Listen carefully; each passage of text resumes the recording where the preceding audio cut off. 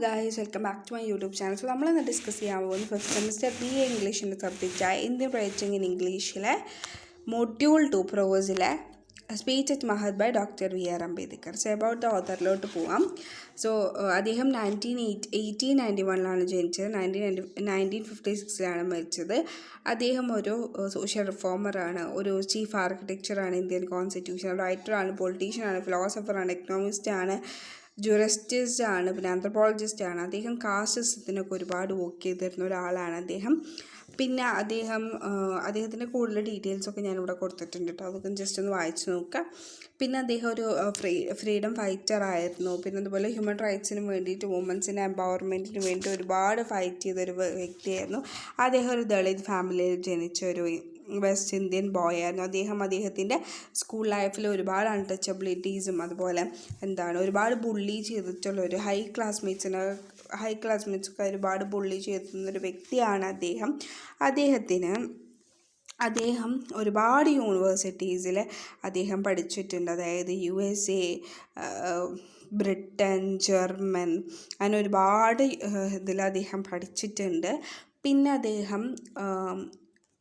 അദ്ദേഹത്തിൻ്റെ cast privilege സിസ്റ്റത്തിനെ പറ്റിയിട്ടും ഹിന്ദുയിസത്തിനെ പറ്റിയിട്ടൊക്കെ അദ്ദേഹം ഒരുപാട് നന്നായി അറിയുന്ന ഒരാളാണ് അദ്ദേഹം.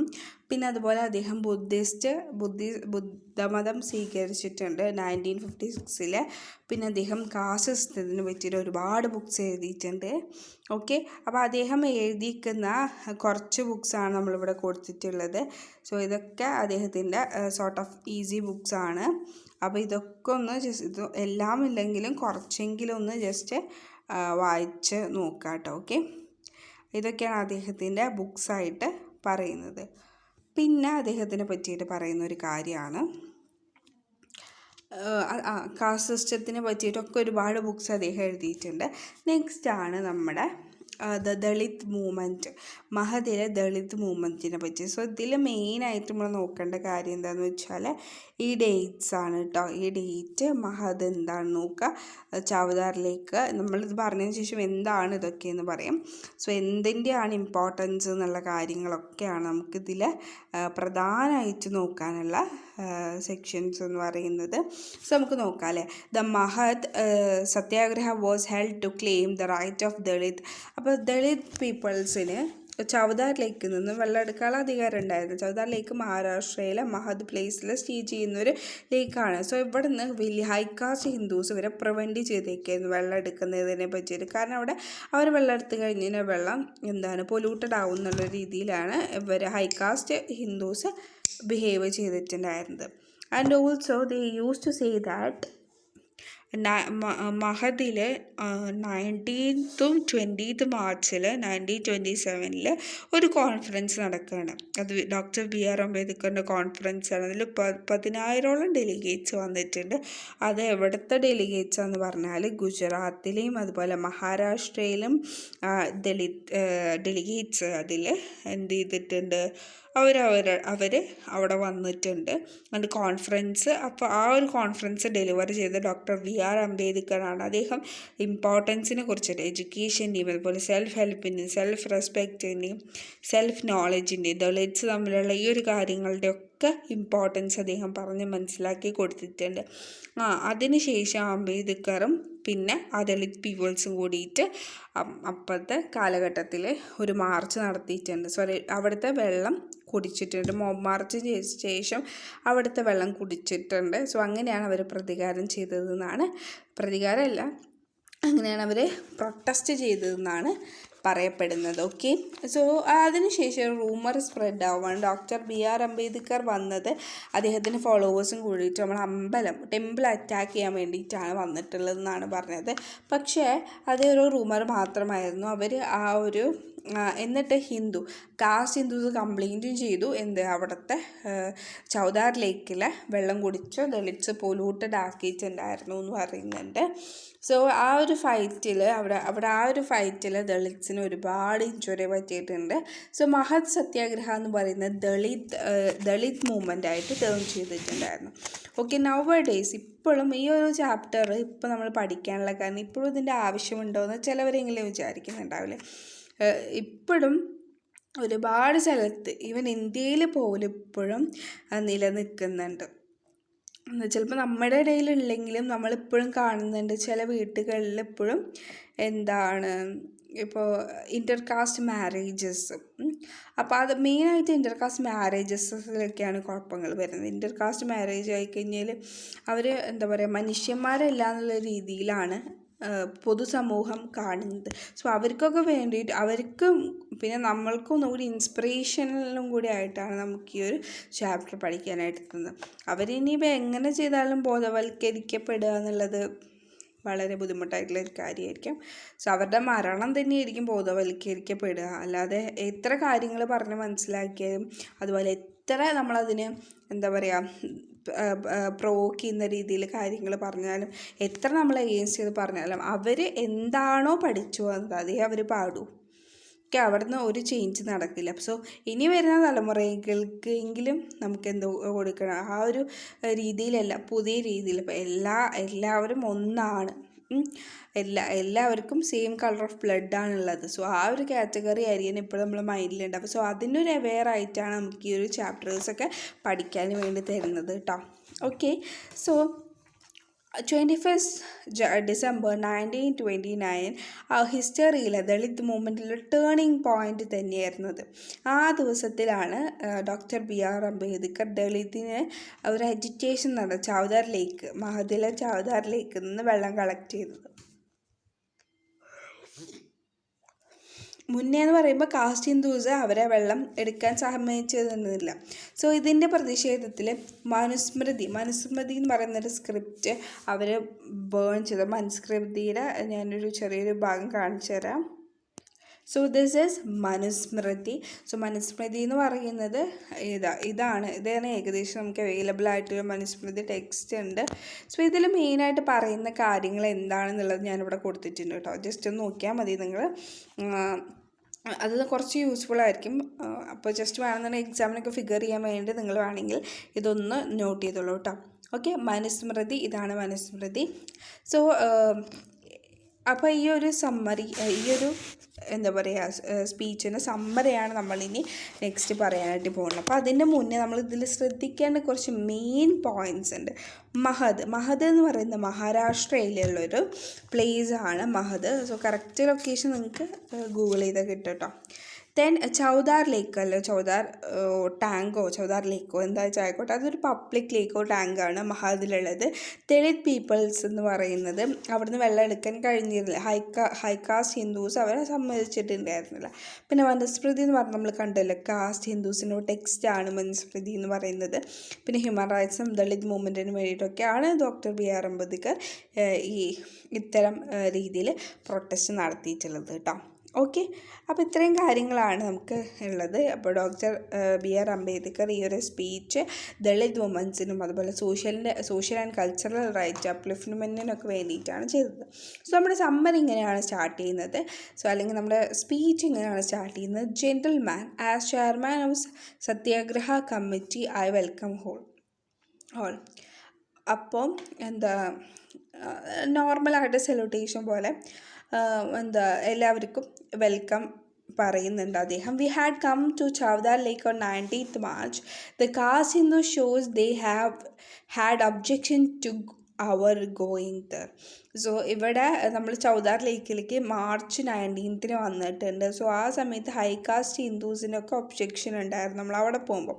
ദേ aggress caste Hindus were jailed. The lake at Mahad places public property. So ഇതൊരു പബ്ലിക് പ്രോപ്പർട്ടിയാണ്, ആരും പ്രൈവറ്റ് ആയിട്ടുള്ളൊരു കാര്യമല്ല, ഒരു പബ്ലിക്കായിട്ടൊരു പ്രോപ്പർട്ടിയാണ്. The caste Hindus draw water from it and allow other region groups also to draw water. So എല്ലാവർക്കും ഇത് ഈക്വലായിട്ട് വേണമല്ലേ. ഈവൻ ബേർഡ്സ് ആൻഡ് ആനിമൽസ് അവർക്കൊക്കെ ഇതിൽ നിന്ന് വെള്ളം കുടിക്കുക. They even allow the animal kept by untouchability to drink the water. So ഇവിടെ പക്ഷികളും മൃഗങ്ങളും അതിലുള്ള വെള്ളം കുടിക്കും. അതുമാത്രമല്ല ദളിതർ മൃഗങ്ങളെയും അതുപോലെ അതിനെ നിന്നുള്ള വെള്ളം കുടിക്കാൻ അവരനുവദിക്കണം. എല്ലാവരെയും ഒരുപോലെ അനുവദിക്കണം. കാസ്റ്റ് ഹിന്ദുസ് എന്ന് പറയുന്നത് എന്താണ്, വളരെ ഹൃദയവിശാലത ഉള്ളവരാണ്. So they practise no himsa and harassing no one. അവർ എന്താണ് അഹിംസയും അതുപോലെ ഒരാളെ ഹരാസ് ചെയ്യണ്ട എന്നുള്ള രീതിയിലാണ് ചെയ്യേണ്ടത്. They even give some grain to crow. അവർ ക്രോസിനൊക്കെ കുറച്ച് ഗ്രെയിൻ കൊടുക്കും. പിന്നെ many sanyasis and meditations around showing they are generous, they believe injury to another in sin. So ഒരുപാട് എന്താ പറയുക മെഡിറ്റേഷൻസും സന്യാസീസിനൊക്കെ പറ്റിയിലൂടെ പറയുന്നുണ്ട്. So they had treated only harmless animals like crows but even snake with kindness. So അവരെന്താണ് ഇവരൊക്കെ എന്തിനൊക്കെ ക്രോസിനൊക്കെ ഹാംലെസ് ആയിട്ട് സ്നേക്സിനെ മാത്രം കൈൻഡായിട്ട് നോക്കിയിട്ടോളാം. So they believe that every creature has a atman or spiritual life. എല്ലാ ജീവജാലങ്ങൾക്കും ഒരു ആത്മാവ് ഓർ സ്പിരിച്വൽ സെൽഫ് ഉണ്ട് എന്നാണ് പറയുന്നത്. It is these same caste Hindu that prohibit member of their own religion from taking water from the Chowdar lake. Why do they forbid us alone? So എല്ലാവരും എന്താ പറയുക എല്ലാവരും ഇതുപോലെ അവരും വെള്ളം എടുക്കുന്നുണ്ട്. പക്ഷെ എന്തുകൊണ്ടാണ് ദളിത്സിനെ ഇത്രയും ക്രൂരമായിട്ട് പെരുമാറുന്നത്? So you all should know the answer to the question. അപ്പം നിങ്ങൾക്ക് എല്ലാവർക്കും ഈ ഒരു ക്വസ്റ്റ്യൻ ആൻസർ അറിഞ്ഞിരിക്കണം.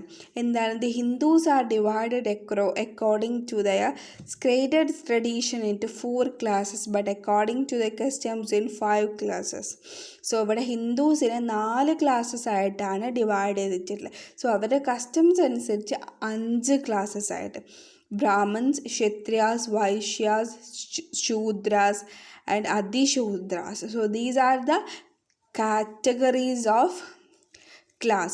So caste are of unequal rank. So ഇതിന് unequal റാങ്കുകളാണ് കാസ്റ്റ് എന്ന് പറയുന്നത്. As it goes down it became may not to another before. So Brahmins ആണ് ഫസ്റ്റ്, പിന്നെ സെക്കൻഡ് പൊസിഷൻ ക്ഷത്രിയാസ്, പിന്നെ തേർഡ് വൈശ്യാസ്, പിന്നെ ശൂദ്രാസ്, പിന്നെ അതിശൂദ്രാസ്. സോ 6 കാറ്റഗറീസാണ് ഇവിടെ വരുന്നത്. അതിൽ തന്നെ ഒരുപാട് ഡിവിഷൻസ് ഉണ്ട്.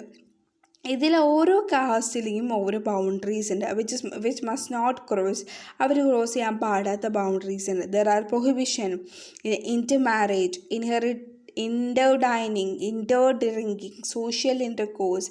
സോ ഇതിൽ ഇൻ്റർ മാരേജ്, അതായത് മാരേജ് തമ്മിൽ ബ്രാഹ്മിൻസ് വൈശ്യാസിനെ കല്യാണം കഴിക്കില്ല, വൈശ്യാസ് ബ്രാഹ്മിൻസിനെ കല്യാണം കഴിക്കാൻ പാടില്ല, ബ്രാഹ്മിൻസിൽ തന്നെ കല്യാണം കഴിക്കും, ക്ഷത്രിയാസിൽ. ഇപ്പോൾ ഏതൊരു കാസ്റ്റ് എടുത്താലും അവരെ തന്നെ അതിലുള്ള ആൾക്കാരെ മാത്രമേ കല്യാണം കഴിക്കാൻ പാടുള്ളൂ. ഇൻ്റർ ഡൈനിങ് പാടില്ല. അതുപോലെ ഒരുമിച്ച് ബ്രാഹ്മിൻസും ക്ഷത്രിയാസും വൈശ്യാസും ഹിന്ദു കാറ്റഗറീസ് അല്ല എല്ലാവരും എന്ന് പറഞ്ഞിട്ട് അവരും ഒരുമിച്ച് ഭക്ഷണം കഴിക്കാറില്ല, അവരും വെള്ളം ഒരുപോലെ കുടിക്കാറില്ല.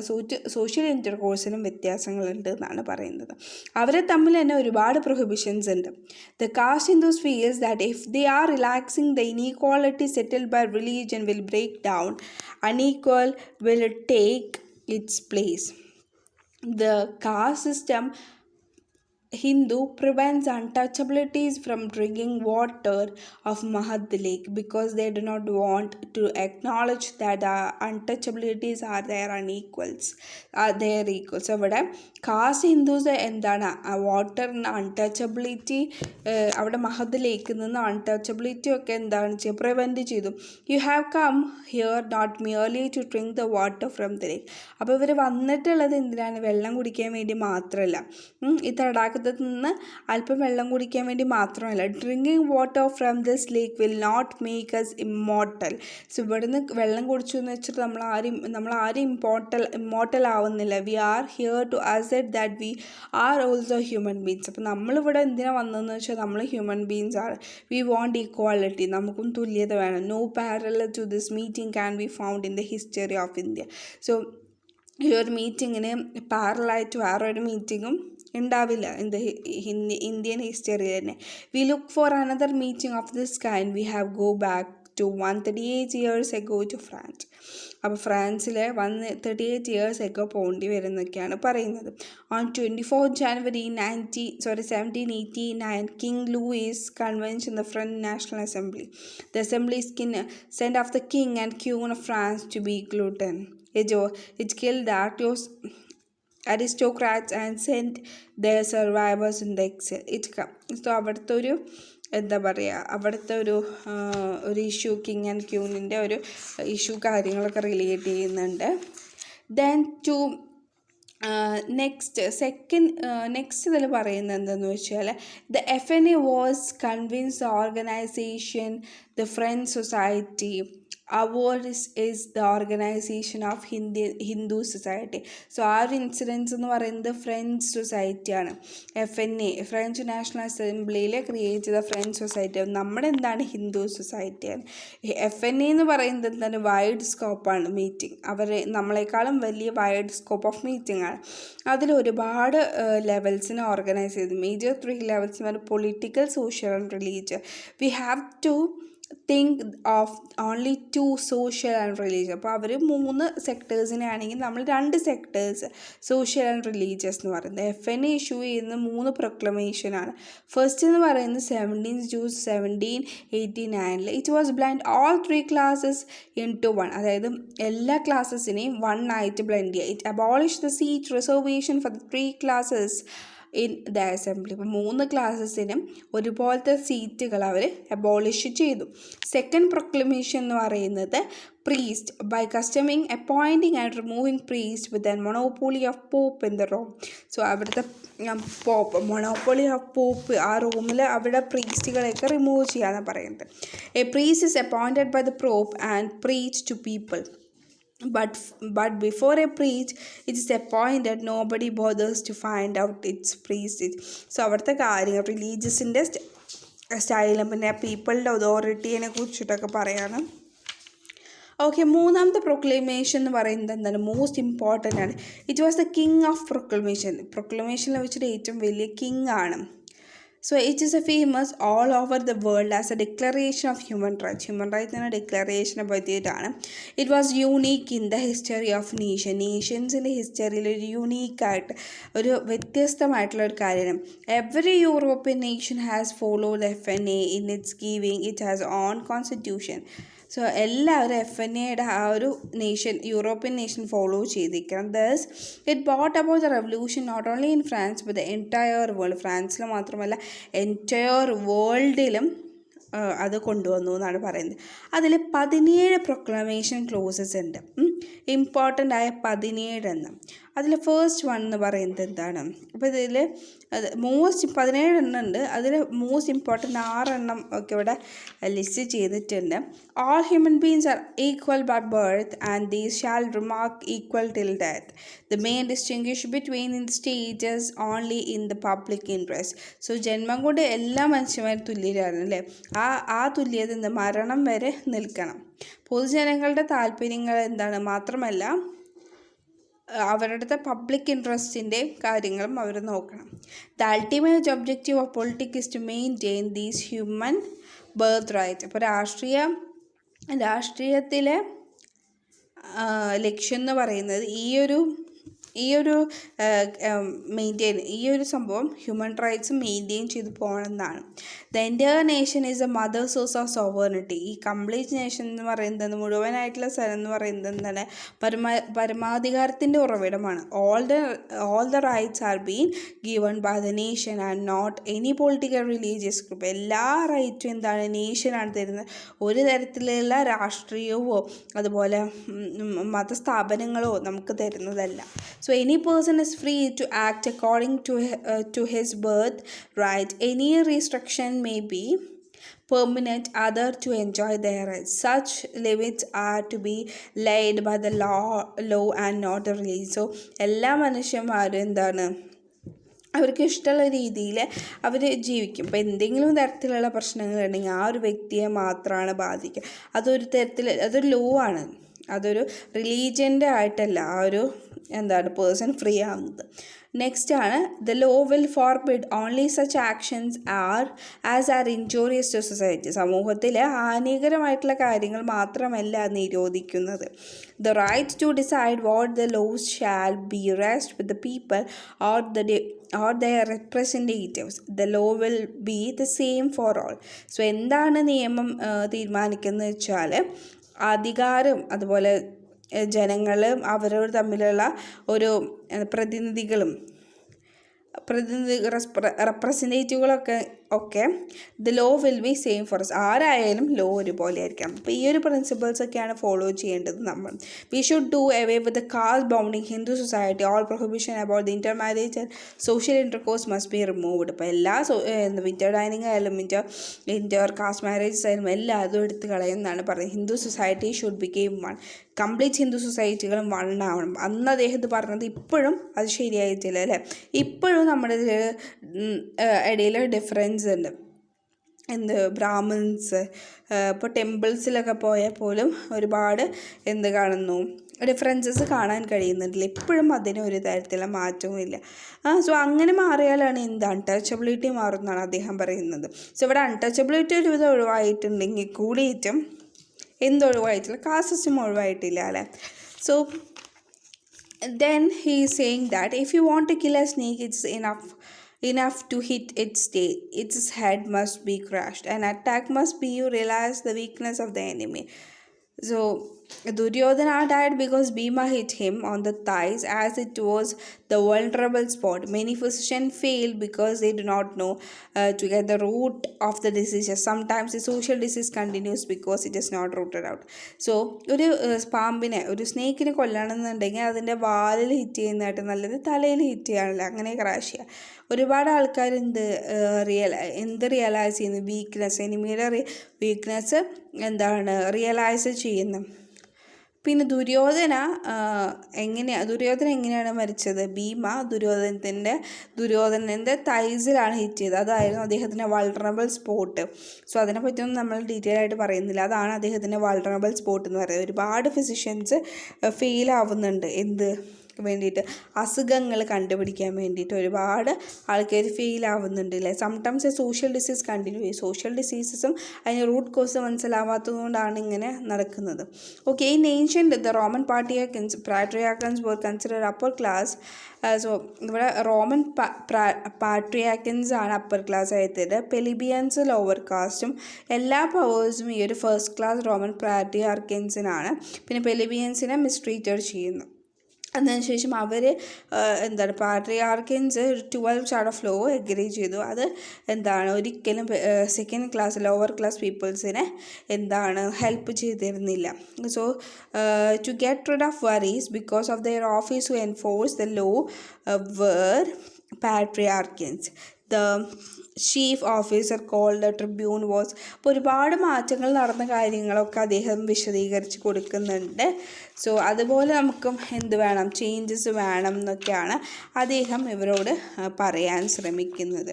ഓക്കെ, പിന്നെ അദ്ദേഹം പറയുന്നൊരു കാര്യം എന്തെന്ന് വെച്ചാൽ, while the caste system lasts, the Brahmin caste has the supremacy. Caste systemത്തിൽ ബ്രാഹ്മൺ സിസ്റ്റത്തിലാണ് supremacy. No one will surrender his right willingly.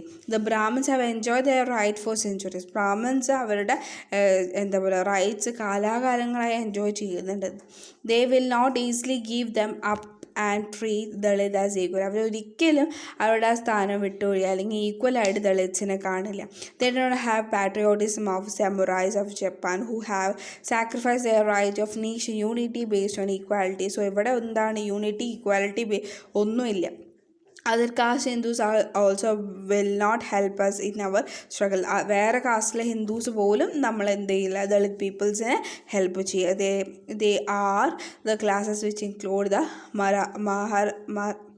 Maratha classes between privilege and those without rights. So നമ്മുടെ പീപ്പിൾസിനെ നമ്മൾ തന്നെ നോക്കണം എന്നാണ് പറയുന്നത്. ഇപ്പോൾ ഇവിടെ ഒരു സ്മോൾ സാക്രിഫൈസസ് ചെയ്യേണ്ട കാര്യങ്ങളൊക്കെ അദ്ദേഹം പറയുന്നുണ്ട്. പിന്നെ നമ്മൾ വർക്ക് ചെയ്താൽ മാത്രമാണ് അൺടച്ചബിലിറ്റിയും അതുപോലെ അൺഈക്വാലിറ്റി ഒക്കെ നമുക്ക് മാറ്റാൻ കഴിഞ്ഞുള്ളൂ. ഒരു പുതിയ ലോകത്തിനെ കൊണ്ടുവരാൻ നമുക്ക് കഴിയുള്ളൂ അല്ലേ.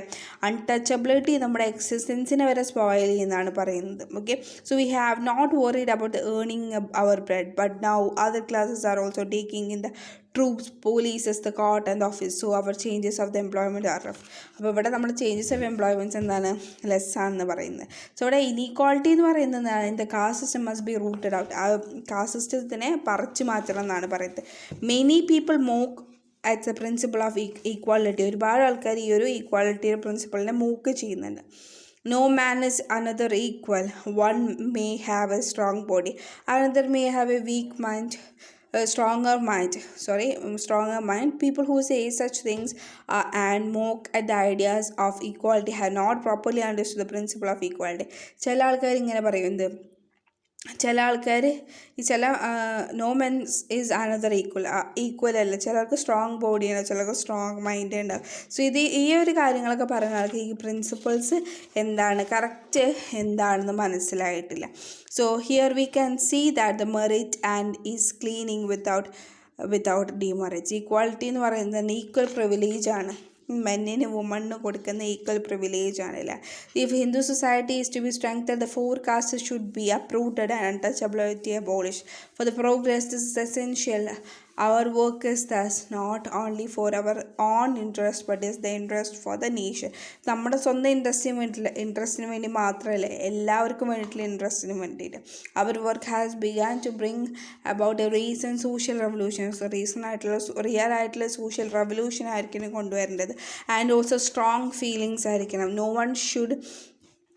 No one can stop it. I pray God that this revolution can be achieved through the peaceful means. ഈ ഒരു റെവല്യൂഷൻ എന്ന് പറയുന്നത് എന്താണ്, പീസ്ഫുൾ മീൻസിലൂടെ നടന്നു പോകണം എന്നാണ് പറയുന്നത്. റെസ്പോൺസിബിലിറ്റി ഓഫ് റെവല്യൂഷൻ എന്ന് പറയുന്നത് എന്താണ്, ഇറ്റ്സ് ഇൻ അവർ ഒപ്പോണൻറ്റ്. ഈ റെവല്യൂഷൻ എന്തായിരിക്കും, സ്മൂത്തായിട്ട് പോകണം. എന്നിട്ട് നമുക്ക് എന്താണ്, ആവശ്യമില്ലാത്ത കാര്യങ്ങളെ പുറത്താക്കിയിട്ട് നമുക്ക് നമ്മുടെ നീതി വേണം. സോ ഇതാണ് അദ്ദേഹത്തിൻ്റെ സ്പീച്ചിൽ പറഞ്ഞിട്ടുള്ളത്. ഒരുപാട് എന്താ പറയുക, സ്ട്രോങ് ആയിട്ടുള്ള ഒരു സ്പീച്ചാണ് അദ്ദേഹം മഹദിൽ നടത്തിയിട്ടുള്ളത്. വളരെ ഇമ്പോർട്ടൻ്റ് ആയ ചാപ്റ്ററാണ് ഇത്. ഒട്ടുമിക്ക ആൾക്കാരും അവർ ഹിസ്റ്ററീസിലൊക്കെ പഠിച്ചിട്ടുള്ള ഒരു ഭാഗം കൂടിയാണിത്. സോ നമ്മൾ ഇത്രയും കാര്യങ്ങളാണ് ഇന്ന് ഡിസ്കസ് ചെയ്തിട്ടുണ്ടായിരുന്നത്. സോ നിങ്ങൾ എന്താ ചെയ്യേണ്ടതെന്ന് വെച്ചാൽ ടെക്സ്റ്റ് ബുക്ക് വായിച്ചു നോക്കുക. ഇതിൻ്റെ ക്വസ്റ്റ്യൻ ആൻസേഴ്സൊക്കെ നമ്മൾ കഴിഞ്ഞ വീഡിയോ നമ്മൾ ഇട്ടിട്ടുണ്ട്. ഫസ്റ്റ് മൊഡ്യൂളിൻ്റെ ഒരു വീഡിയോ നമ്മൾ ഇട്ടിട്ടുണ്ട്. സോ ആ ഒരു വീഡിയോയിൽ നമ്മൾ